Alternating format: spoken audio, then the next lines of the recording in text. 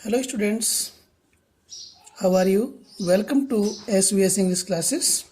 We are here to study post office terminology.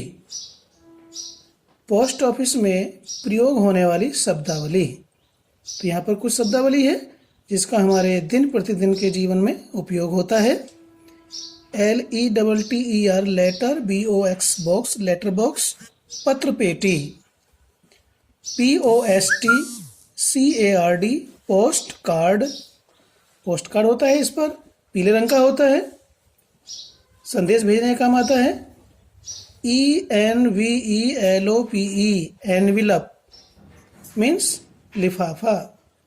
तो लिफाफा होता है, इसके अंदर एक पेपर पर, कॉपी के पेपर पर या प्लेन पेपर पर जो है संदेश लिख करके इसके अंदर बंद करके भेजा जाता है। इनलैंड लेटर कार्ड, अंतर्देशीय पत्र। INLAND inland, LETTER letter, CARD card, inland letter card, अंतर्देशीय पत्र कार्ड। यह नीले रंग का होता है। इनका चलन अब कम हो चुका है, चूंकि मोबाइल आ चुके हैं तो इसलिए इनका प्रयोग कम होने लगा है। REPLY reply, PAID paid, post card, POST post, CARD post card, reply paid post card, जवाबी कार्ड। ये इस तरह का होता है, जैसे पीले रंग का कार्ड आता है तो इसमें डबल होता है।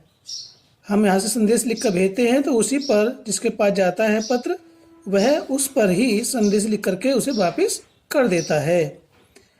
RECEIPT रिसीट, इसमें स्टूडेंट्स पी साइलेंट रहता है। रिसीट रसीद, ठीक है। जब कोई हम सामान खरीदते हैं किसी दुकानदार से तो उससे रसीद लेते हैं।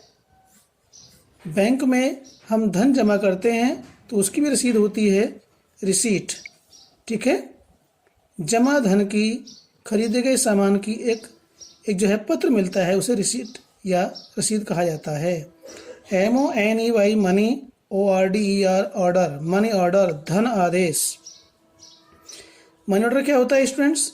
पोस्ट ऑफिस में हम धन को जमा करते हैं और पोस्ट ऑफिस उस धन को उस व्यक्ति के पास तक पहुंचाता है जिसे हम भेजना चाहते हैं। ऐसे आदेश को धनादेश कहा जाता है। REGISTRATION registration, registry.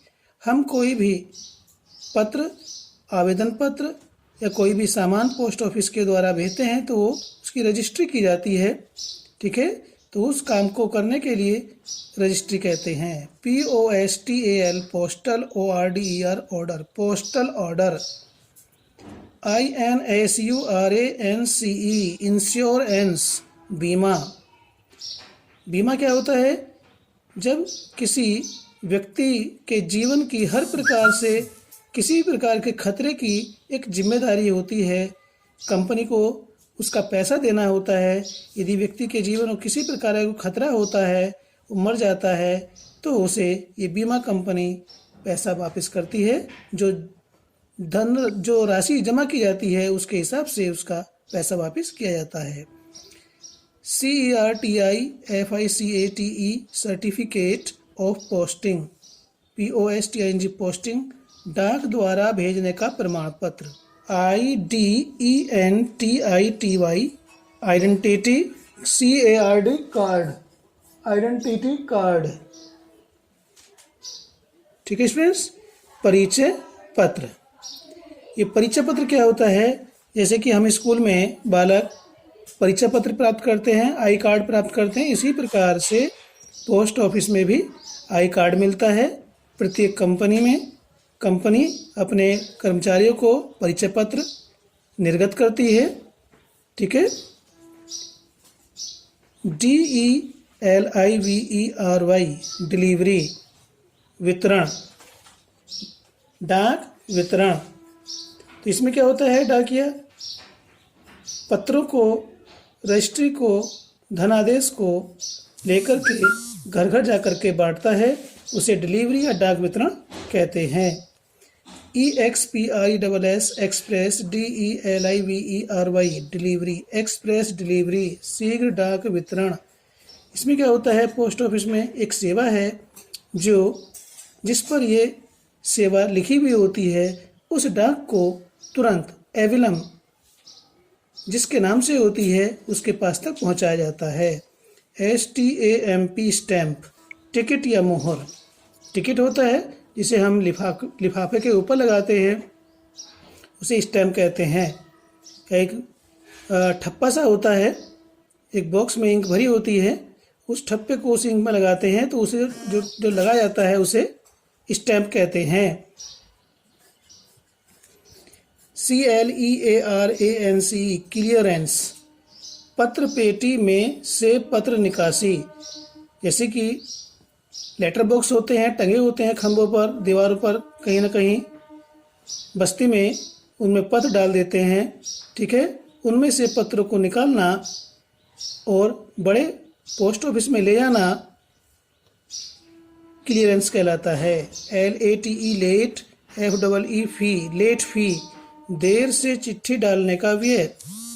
ये भी एक पेनल्टी होती है, देर से चिट्ठी डाली है तो उसका भी व्यय देना पड़ता है।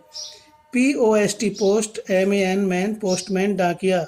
जो व्यक्ति हमारे पत्रों को, हमारे रजिस्ट्री को डाक घर तक ले जाता है और डाकघर से हमें हमारे नाम की चिट्ठियाँ ला करके, रजिस्ट्री ला करके घर घर बांटता है, उसे डाकिया या पोस्टमैन कहते हैं। MONTHLY monthly, INTEREST interest, SCHEME scheme, monthly interest scheme, मासिक ब्याज योजना। मासिक ब्याज योजना क्या होती है, प्रति माह जो धन जमा होता है उसे प्रति माह ब्याज लगता है, उसे मासिक ब्याज योजना कहा जाता है। NATIONAL national, SAVINGS savings, CERTIFICATE certificate, national savings certificate, राष्ट्रीय बचत पत्र। इस नेशनल सेविंग्स सर्टिफिकेट को हम NSC भी कहते हैं। परीक्षा में आता है NSC की फुल फॉर्म लिखिए, तो ये NSC की फुल फॉर्म है नेशनल सेविंग्स सर्टिफिकेट। फिर है आगे SAVING bank, saving bank, AC, ये अकाउंट की शॉर्ट फॉर्म होती है। सेविंग बैंक अकाउंट, बचत खाता। हम छोटी छोटी बचत करके जो जमा करते हैं पोस्ट ऑफिस में, उसे उस खाते को जहाँ जमा करते हैं पोस्ट ऑफिस में, उस खाते को एक नाम दिया जाता है बचत खाता या saving bank account. MONEY money, ORDER order, money order, FORM form, money order form, money order भेजने का फॉर्म।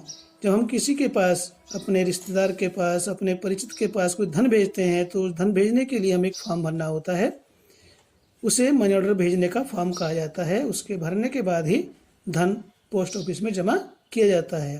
तो स्टूडेंट्स, ये ऐसी टर्मिनोलॉजी है जिसका प्रयोग हम दिन प्रतिदिन के प्रयोग में अपने जीवन में कर सकते हैं, ठीक है।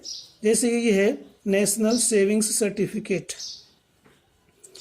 यदि हम इसका प्रयोग करते हैं तो पहली बात तो हमें इसकी स्पेलिंग याद होनी चाहिए और जानकारी होनी चाहिए। कैसे प्रयोग कर सकते हैं, जैसे मैंने पोस्ट ऑफिस से, डाकघर से राष्ट्रीय बचत पत्र खरीदा।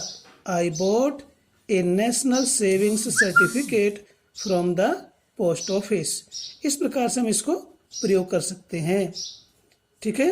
ये है लेट फी, देर से चिट्ठी डालने का व्यय। आई, किसी भी टेंस में हम इसको प्रयोग कर सकते हैं। मैंने देर से चिट्ठी डालने का व्यय अदा किया, जमा किया या दिया। I paid late fee, I paid late fee, मैंने देर से चिट्ठी डालने का व्यय अदा किया, जमा किया या दिया। तो इस प्रकार से हम इन शब्दों को दिन प्रतिदिन अपने व्यवहार में प्रयोग कर सकते हैं, बातचीत में प्रयोग कर सकते हैं। तो ये कुछ शब्दावली थी पोस्ट ऑफिस की।